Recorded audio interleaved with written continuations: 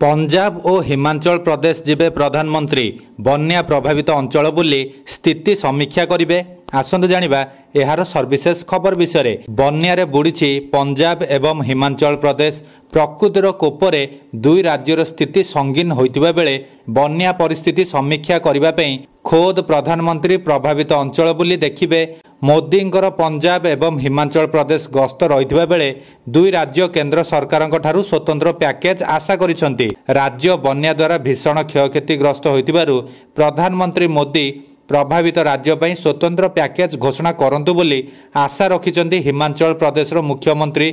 से कहिचंती प्रधानमंत्री जेतेबेले भी आसंती सबुबेले किछि ना किछि आशा रही थाए। आमे आशा करूछु जे से एक स्वतंत्र रिलीफ पैकेज घोषणा करिवे। बन्यारे 5000 कोटी टंका जाए क्षति नहीं आकलन करा जाउथुबा बेले एहा आहुरी बढ़ी पारे, कारण विभिन्न पंचायतर अनेक रास्ता भांगी जाइछि।